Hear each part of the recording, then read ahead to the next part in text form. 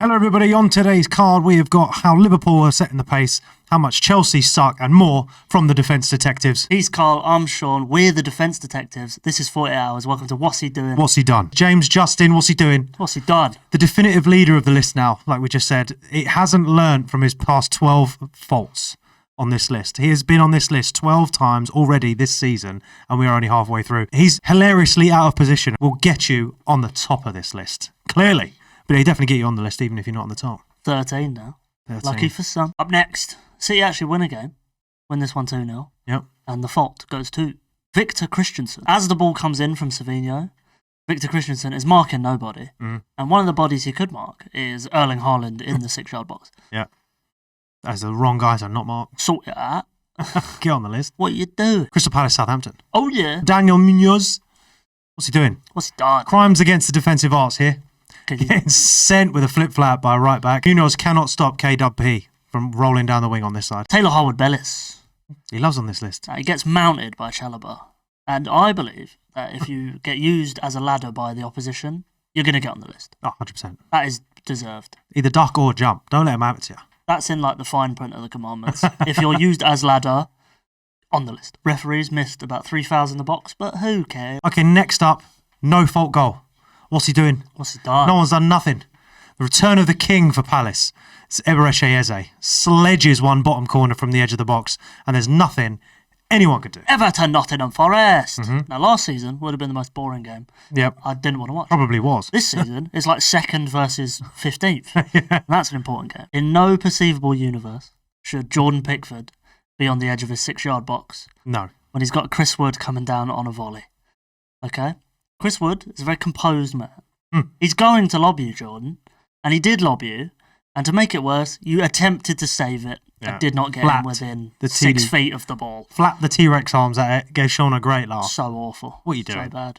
I see the ball come over, and I'm like, why is Jordan Pickford not on his line? There's 3 Everton defenders in the box. Get on your line. All right, and second up, Sean, what's he doing? What's he done? Vitaly Mikalenko. A true no-thoughts, head-empty moment from Mikalenko here as Onana passes him the ball and he forgets he's playing football as Elanga runs off with the interception. Moving us on to Fulham, Bournemouth. I would never leave a man with a reinforced skull wide open in the box from a corner. And Milos Kerkez realises way too late that Raul Jimenez has abandoned him. Oh, yeah.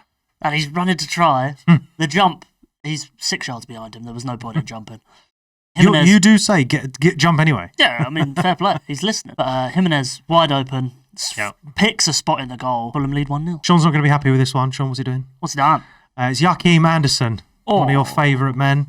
Good-looking player. Rubbish centre-back. It's caught sleeping by a ball from Tyler Adams and Evan Nilsson gets in front of Anderson so easily. Fun fact. What? Joachim Anderson, the only player this season to have faults for 2 different teams. There you go. Alisson Fulham. Lewis Cook is up next. He's not been on for a while. I think he saw the ghost of Brett Hangeland in the box, one of Fulham's all-time tallest players, and decided to mark him instead, and which subsequently left Harry Wilson wide open to score another free header. How does he get them all? He's like 5'1". How is he getting these? He comes on as a sub, and people don't notice he's on the pitch. Just forget he's there. It's like when you step in dog poo because you haven't looked down. They think he's just a fan that's just run on the pitch. They're just, don't worry about that one. And he's coming in nodding all these goals in. He's an absolute, just show stealer. And surely, at this point, Fulham have got an important 3 points that would put them above Bournemouth. You're Issa Diop. You are 2-1 up late in the game. A crucial 2 points on the line, 25 yards away from your goal. 3 options present themselves. Yeah? Pass the ball to Castagna, your teammate. Clear the ball to the other side of the field to alleviate all pressure. You could pass the ball directly to Semenyo, the best player on Bournemouth have ever had, 10 yards in front of you.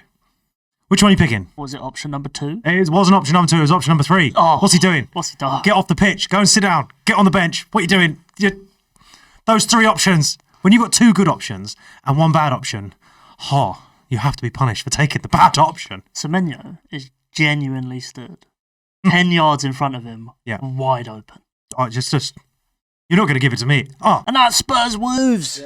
Another 2-2. Oh, that was a good bit of fun, but it is now Tottenham Hotspur's Wolves. Proper like Desmond week this week. I love set pieces, and this is no fault. Another no fault goal. Tricky set piece, and Hwang Hee-chan could not have hit the ball any better. Yeah, he did well. Step over, pass, curled bottom right. See, Cunha did really well, get him his confidence, get him his first goal last week. Now he's smashing his second in 2 weeks. So now he's found a little bit of life, a little bit of luster. We like to see it. Jean Rickner Bellegarde. Yeah. What a name. Sheer amount of letters alone. Another case of head empty as Bellegarde starts off marking 3 Spurs players at this corner, and it is kicked in as he stood on his own.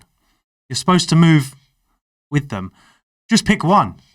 I know you're trying to mark 3. Pick one. Don't just stand there, because Sitham's is worse to get on the list for than just not marking anyone. Craig Dawson, the oldest man I've ever seen. Loves it. Just in life. He's caught a case of the Sitthams. He is stuck in the mud syndrome. He can see Johnson coming onto the ball and is frozen in fear as the Welshman strikes. And all Craig Dawson can do is attempt to do the splits, which, again, beautiful to see. But he doesn't make it, to be honest to him. And he's laid on the floor for like 3 minutes afterwards. You would never recover. Oh, no. I would never try. You would never recover. I'm not a defender. I can follow that up. What's he doing? What's he done? It's Radu Dragisin. I've had to pronounce his name many times on this show. He stopped following Larson to the crucial moment, and Forster should do much better, but the commandments demand we don't blame the keeper if there is somebody else that we can blame. So the keeper is safe, Forster is safe, Dragisin, what are you doing? What are you done? Get on the list. It's a West Ham Liverpool. It is. Moving on to a monster game, just short of speed rounds. We'll go into this. Oh, yeah. We get descriptions. Only 32 goals this week, so we get descriptions for each goal. There you go. Let's go then. Describe me the first one. First appearance on the list for Vladimir Kufal this season. Oh, wow. Kufal been doing well. Has he been injured? He's not played a single game until now. Fair enough. Somehow, he blocks Mavropanos' block. Confuse me. And the ball just ends up back with Luis Diaz, who then can just tap it in. Oh, yeah. I know the guy you're talking about. Mavropanos, good tackle, into Kufal. Kufal back to Luis Diaz. He's not on your team. Get out of the way. Get on the list. Just do better, mate. Come on. Exactly.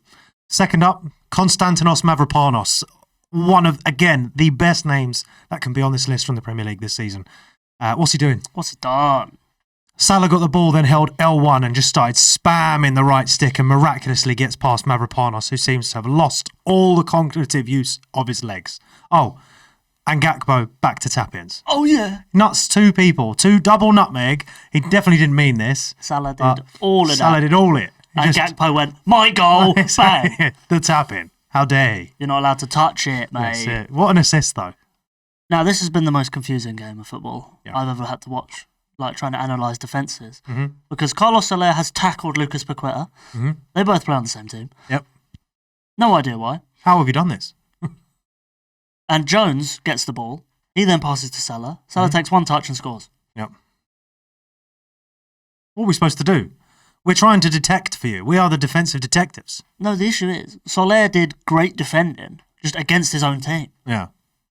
I mean, I feel like he's tried to break the game here. You don't play for Liverpool, boss. You can't break this game. You're on the list, Carlos Soler. Max Kilman. No. Kilman's not a first name. name. You can have Kilman as first name. Nicole Kilman. Get in the comments if you think Kilman could be a first name. That is also a surname. What's he doing? What's he done? Takes an absolute 50 caliber round to the head from Trent's right foot and unfortunately deflects it into his own net. Right, it doesn't matter what part of his body it was going to hit. It's going in.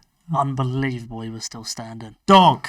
I was like, that's a crazy goal from Trent. Back angle. It just hits him square in the face. And he's just like, it's just fine. And the 5th goal.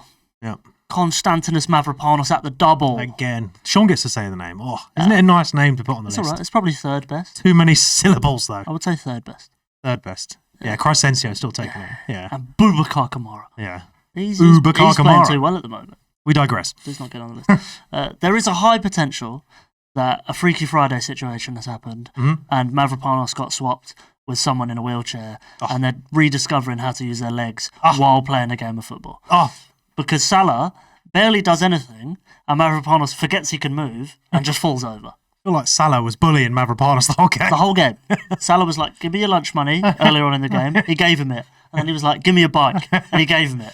He just keeps bending over for Salah, man. He just wants a signature or something. He might as well be pegging his dad now. Like, he's fully just taken over. He's got to let that happen as well because everything comes in threes. What are we waiting for now? There's nothing you can do, Konstantinos. There's nothing you can do. All right, that's going to move us on to Ipswich, Chelsea, and Sean and I are both very depressed. What a game. Philip Jorgensen. We don't like blaming the keepers, but we're going to blame the keeper. One, why was he on the pitch?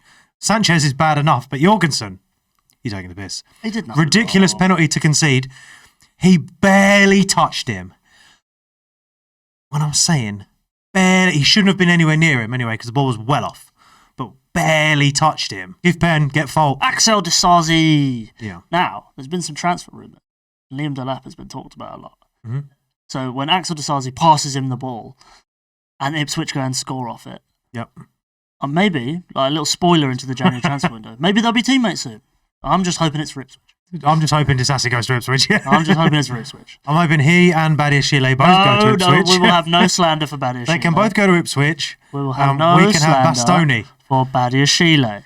He must stay. He's part of the plan. We're going to move on swiftly to Manchester United Newcastle. It's Noussair Mazraoui. Big deflection to the cross, sends it up and over all United centre-backs.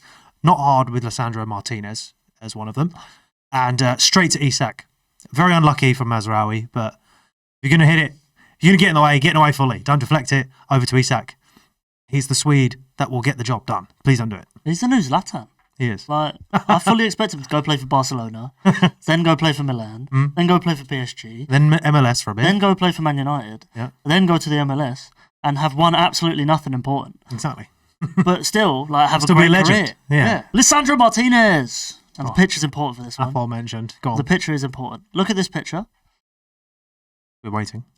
You can't even see Martinez from where this picture is taken. Yeah, Joel Linton's jumped up and just eclipsed Martinez. Yeah, he is gone. He's not on there. It's officially time for Martinez to give up the centre-back lifestyle. Yeah. Go be a midfielder. Man United be a wing. Man United need midfielders. Yeah. Be a midfielder, be a fullback. They need a left-back. Go play left-back.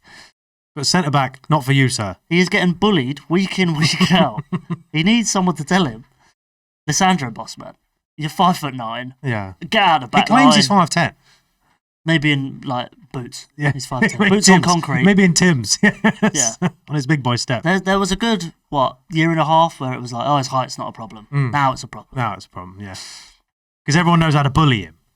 Send the 6'3" Brazilian midfielder to jump over him. Bringing us to another 2-2. Desmond. This is Villa Brighton. Pau Torres, mate.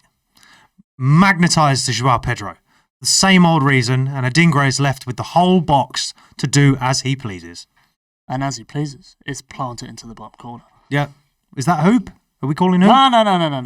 Just playing around. They're both running over, and for some reason, instead of marking Adingra, just decides to run up. Marks the wrong guy, and then doesn't manage to put a tackle in. It's total howler. Speaking of Joao Pedro, now he's got this headband on. Yeah, and it's clearly squeezing too tight. His vision's a bit blurred, and he's mistaken Morgan Rogers' boot for the ball, and he's absolutely volleyed Morgan Rogers' foot. Slapped him up. How the ref didn't immediately go, yeah, that's a penalty. He had to wait for the screen and then watch it and then go, oh, I don't know. It could be the ball. No, it's not the ball. Is that a commandment endorsed then, Sean? Give pen, get fault. Yeah, sweet. He's beat. Brashan Gruder. Yeah. What's he doing? Brashan Gruder. That's a chant. We can make that. Brashan Gruder, yeah, exactly. I gotta think of the rest of the lyrics. But what is he doing? What's he done? That's what's most important. High clearance from Brighton, chance to counter, but Gruder decides to head the ball to Watkins on the edge of his own box. That is silly. That is Ollie Watkins. He's so mid as a striker, but if you give him it for free... Yeah, but he then played it to Morgan Rogers, who's fantastic. Exactly. Thank God he did. Yuri Tielemans. Now, you see, I do have an agenda against this man. You do. But he gets just played out of the game by a beautiful bit of skill from yours truly, me, Joao Pedro. How well did you do? Joao Pedro with his headband, somehow, just 5-star skills out of nowhere. 1 touch, 2 touch, round him, laid off, and Lamptey could lamp it from the D. Brentford, Arsenal. 4 goals again, but this time not 2-2. 3-1. Not Desmond, 3-1.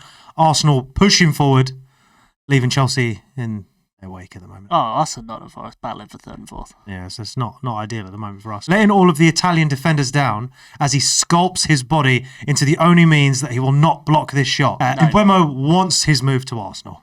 He's linked. Needs to get it. Showed up. Yeah. And he's balling out. Well, they're not signing him to defend. No. Because Brian Mbeumo, for some reason, gets involved in the defensive work from a set piece. Yeah. What are you doing back there, mate? What have you done back there? Exactly. And he just gives up the ball to Martinelli, a bit of pinball around the box, and Arsenal 1-1. Mark Flecken up next.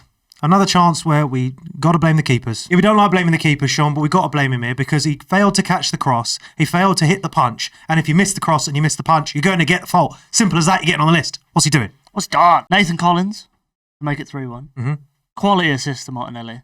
But in reality, it's an awful clearance that ends up with Martinelli inside his own box still. And then he just decides, I'm Gabriel Martinelli. These guys all hate me and think I'm useless. And then he curls one into the top corner. That's it for the end of match week 19. I'm Carl. I was Sean. We're the Defence Detectives, and we will see you in the next one. Remember to like, comment, and subscribe, and we'll see you next one. Even if you're really small, we'll see you with a magnifying glass.